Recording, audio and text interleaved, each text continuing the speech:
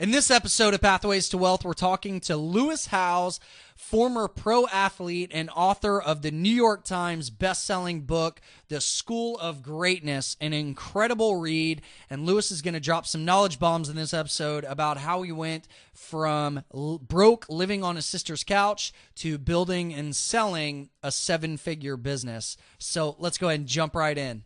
All right, hey everybody, Chris Dunn back with you, and I have another great interview today with Lewis Howes, author of The School of Greatness. Lewis, how you doing, man? Good to see you, man. Thanks for having me. Yeah, thanks for coming. So, right now you're on a world book tour. Yeah. How's that going? It's been incredible, man. I think this is like the 15th city I've done in the last 5 weeks, so it's been traveling all the world. And not much sleep, but lots of great people I've been connecting with and a lot of fun. That's amazing, man. What was it like writing the book?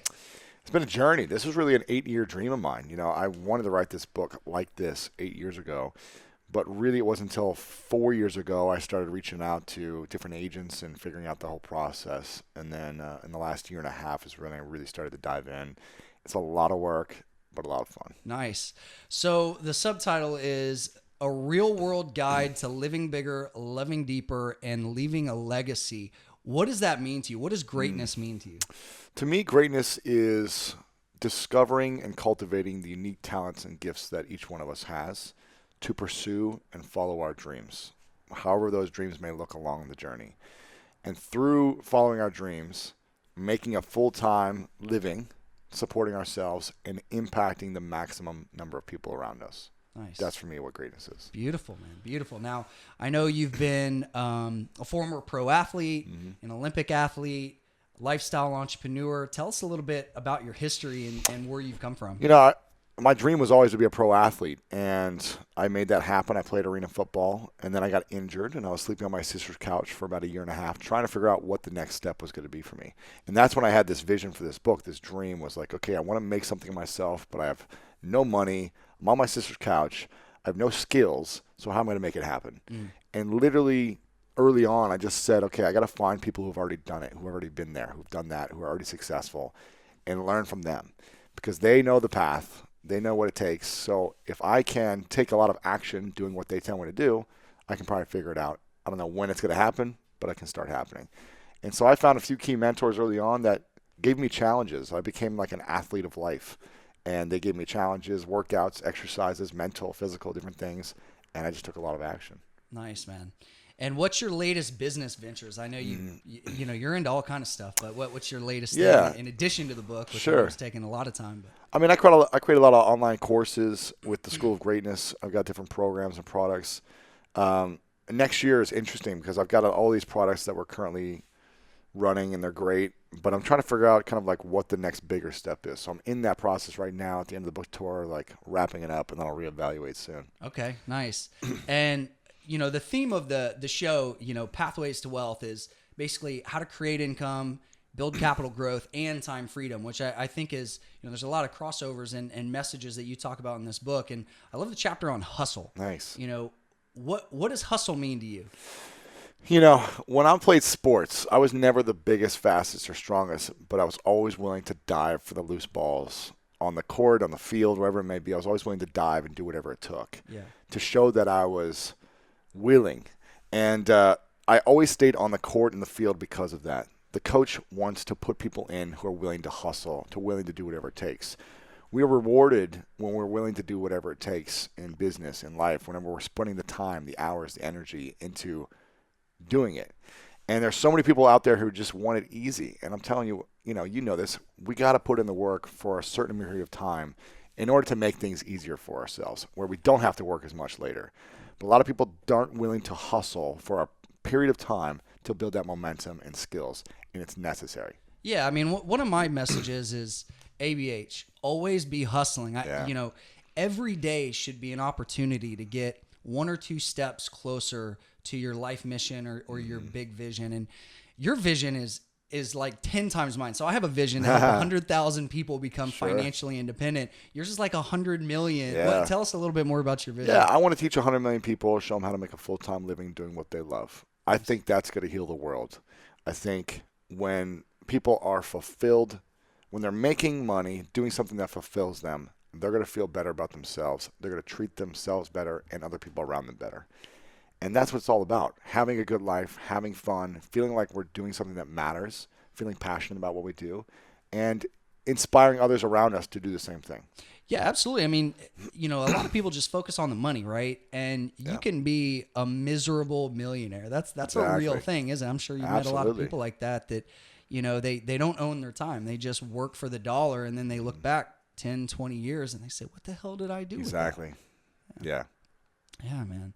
So you've done a little bit of angel investing in here? I have, yeah. Tell us about that. I think What do like you look for? 5 or 6 investments, angels. It's interesting. I just look for stuff that I feel like is a great team, something that I'm passionate about, something that I'm interested in, and that I feel like has a big upside. So I'm an investor in a company called Skimlinks. I invested like 5 years ago in them, and they're an affiliate marketing company. So I wanted to learn more about that world back then, so I invested in them. I've invested in a mobile app company called Mobile Roadie. I've invested in a food delivery box service called Foodie, and a few others. So I'm always trying to put my hands on a little bit of everything. Nice. And how do you find the deal flow? So I'm kind of, I consider myself a baby angel. So I just got in the space about 2 years ago, joined some local angel networks in Austin just to see the deal flow, where you see 20, 30, 40 pitches a month. Where do you get your deal flow? Through networking? Or I just ask people, I'm connected to some big CEOs in the tech world, and I just say, hey, if you ever hear of anything, just let me know. Yeah. And a lot of people just reach out to me because of my platform and reach already. They're just like, hey, will you invest? And they just ask me. Okay. So I think I get a lot of inbound, but also I like to just see what's happening and ask friends to keep me in the loop as well. Yeah. Let's talk about adversity. I get emails probably like you do on a regular basis. People like, hey man, I've been at this for a few months or a few years. I'm not gaining traction. I'm stuck in the mud. What would you say to somebody who's like, 25, 30 years old, like trying to hustle, doing everything they can to get ahead, but they just feel like every day is a spinning of the wheels? I would say as long as you're chasing your dreams, you're going to be going through some type of adversity on the journey, no matter what. Even after 8 years of putting in the hustle and the work and the energy and seeing a lot of success I've had over the last 8 years, making good money, getting great results, coming out with books, being a New York Times bestseller, even with the success of making it in some level, there's still challenges for me every single day. There's still adversity all the time because I have bigger dreams and goals. And so what I would say to someone who's starting out is, and they want it now and they're feeling like there's all this adversity, it's like, get used to it because it's always going to be there. And the sooner you embrace it and say, awesome, I'm excited for this challenge, to overcome this challenge, the sooner it's going to not make you suffer, and you're going to just see that this is part of life, that adversity is necessary in order to get to the next level. Yeah, and I agree with that. And I think that it comes down to confidence. Like for somebody that's maybe, getting out of their full-time job or kind of struggling, even getting the first kind of little success, I can see where that would be mentally difficult. But for me, I think it's all about once you make one big leap and you see some success and okay, that for me was really difficult, but then I pushed through and I had success, it gives you a little more confidence. Yeah. And then you start to look at challenges and adversity as, like a game, right? Like, yes. Hey, what can I do to take it to the next level? And then it's not a scary thing. It's just like stair stepping. Exactly. Yeah. Awesome, man. So, let's talk a little bit about like your prior adversity and how you came from being a pro athlete into an entrepreneur. What was that like, that transition? Yeah, it was challenging, man, because my whole life, my dream was to be a pro athlete. And then when that was done, I didn't have a backup plan. I didn't have any money. I didn't have any skills. I wasn't sure what to do. So it was just like a depressing time of uncertainty and, again, a lack of confidence because I wasn't sure what was next. And it took about 2 years for me to kind of get out of that funk. It took a while. It wasn't like this easy transition, like, oh, okay, and now I know what I want to do.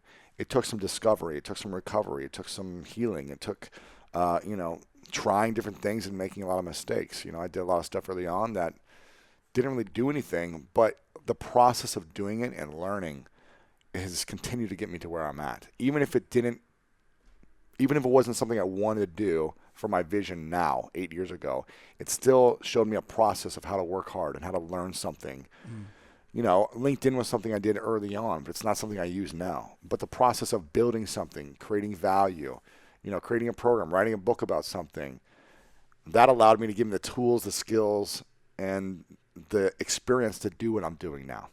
So even if it's not like what you want to do, or it's not getting the results you want, it's still a great process to get you where you want to be. You can still learn, right? It's a stepping stone. Yes. So is the LinkedIn business, is that the one that you sold? Yes. It was part of all these online programs I created on social media, and that was one part of it, yeah. Okay, great. And then that kind of launched you into the School of Greatness? Yeah, I was just kind of like, okay, what's next? I'm in a new transition. I sold this company, and what do I want to do now for the rest of my life or the next few years? And the School of Greatness was that. So tell us about the School of Greatness. What's that about? School of Greatness started as a podcast. I said to myself, I have this incredible network of influencers and inspiring people from all walks of life, from sports and business and spirituality, and I have these incredible conversations with them, but other people don't have access to this. Like, I wish I could give them this insight that I'm learning. And so you use your connections to build that and bring that to your audience. I know you have one of the top business podcasts and a huge following. Yeah. What kind of downloads do you get a month? This last month we did 1.15 million downloads. Nice. Yeah, last month alone. So I think we're at 11 million downloads total now. Nice, man. Yeah. That's great. So what do you look for?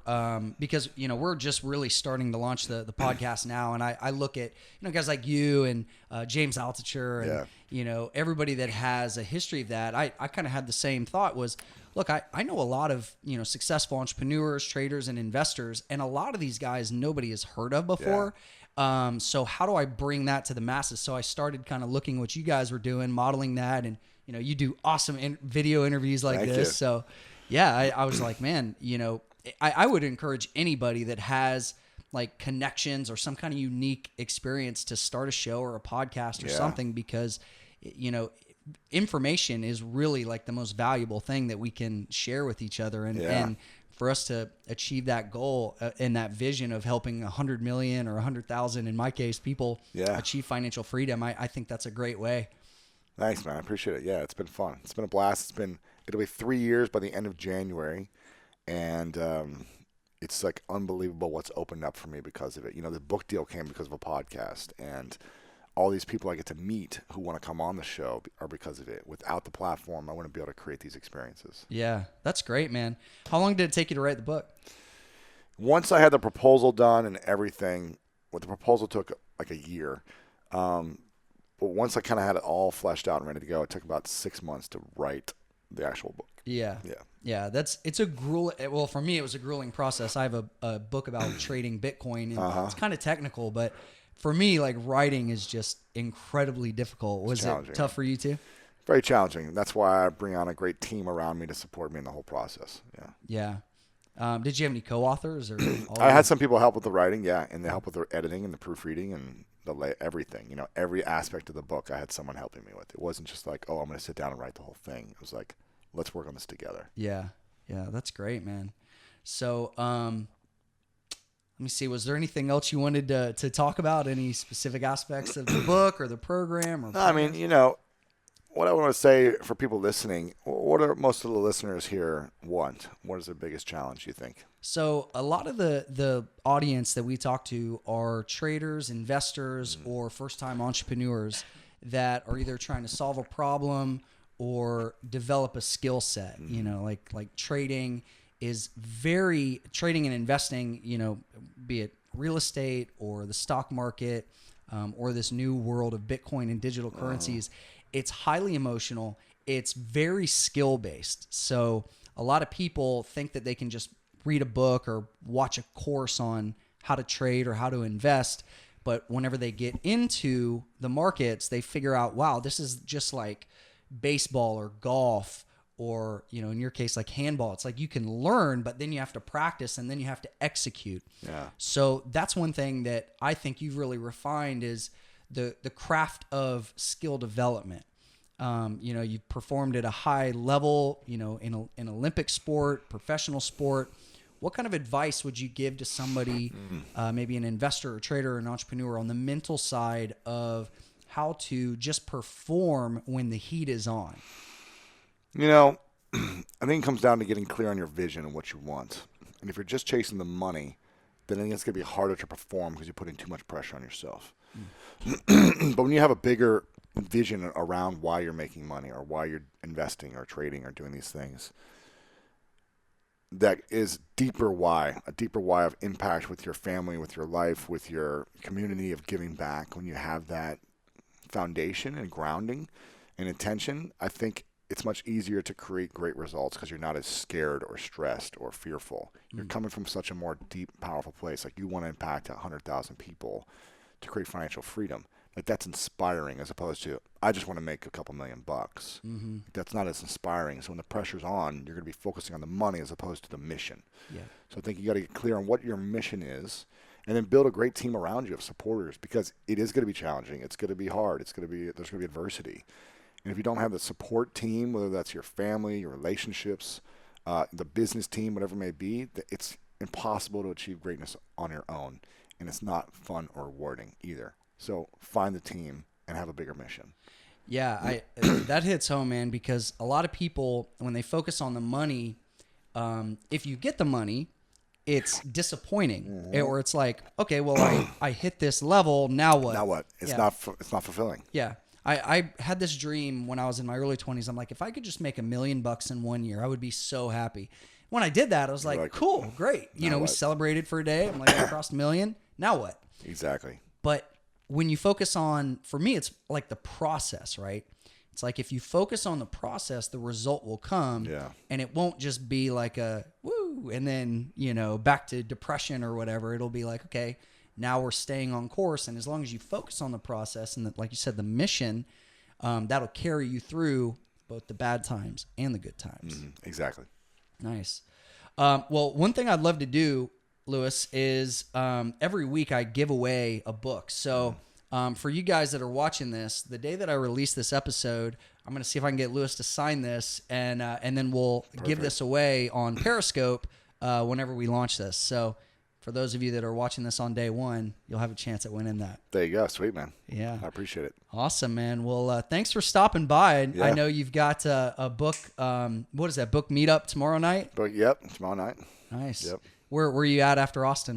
Go back to LA, and then I go as my final stop in San Diego next week. Awesome, man. Yeah. Awesome. All right.